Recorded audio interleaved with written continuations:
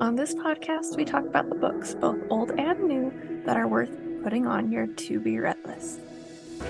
I'll include the back cover synopsis, content warnings, as well as my pro and con list. To avoid any spoilers, head over to my Instagram at enjoylifewithme.angela. I'd love to hear your thoughts on these books. Let's jump in for the day. Today we're going to be talking about the book She Likes It, Hey Micah by LeCheminant, which is the first book technically in the series Love in Sun City, but I liked it after the Kiss Me If You Can book. The back cover synopsis says, Micah Taylor is an eternal optimist, but with every first date that fails, her faith in true love weakens. When offered the chance to help reopen the lodge where her parents were married, Micah is determined to prove her worth and show her boss that she has what it takes to be a great event planner. But the grumpy assistant to the client, Fisher, sees her as a distraction from his own goals of taking over his boss's company, and he seems to be in her way at every turn. Despite his reservations, Fisher's heart latches onto Micah the moment he sees her, and they work together. Fisher begins to recognize that Micah could be the one thing he needs, but she deserves better than a broken man incapable of love. But the more time he spends with Micah, the more he knows there's no going back. He just has to hope he can become the man she has been dreaming of before she decides it's time to move on to someone better. This is a contemporary romance. The intimacy is moderately high, lots of touching, hands on thighs, sitting on lap, kisses. There's no language, but it does say like he swore.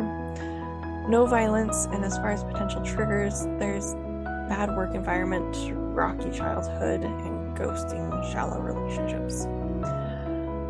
On the con for this one, again, same as the last one, I didn't get the pop culture references. Parks and Rec isn't a show I've seen. It's not necessary to, you're still going to understand what's happening in the book. It's just if you've watched that show, you'll actually get it, and I didn't.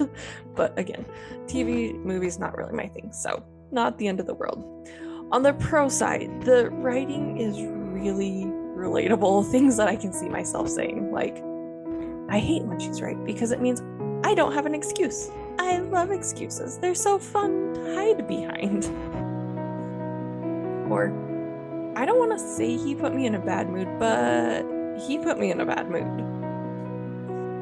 Also, the character growth is great. Like, Micah mellows and is able to slow down, where Fisher grows and, like, even in his 30s, like, kind of become himself again. Like, stop being afraid, looking for those silver linings, the positive side of things, and not letting anything rain on the parade, as he says. And honestly, towards the end of this book, like, it gets real swoony.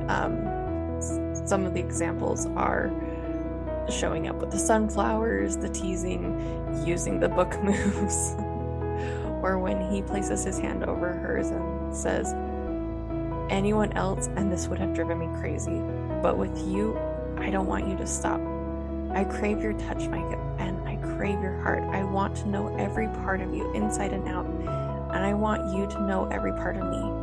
I don't want to hide from you and have no idea, and you have no idea what that means to me. It gets real swoony. It's very, very sweet. As I was saying, these books do overlap, so I want to know what you think, like which order you would read them in, and which one's your favorite. If you're loving it, let me know. Jump over to my social medias. I will have the clickable link trees in the show notes. You can find me at enjoylifewithme.angela, and I would love to hear your thoughts on this book. As always, I will talk to you soon. Happy reading.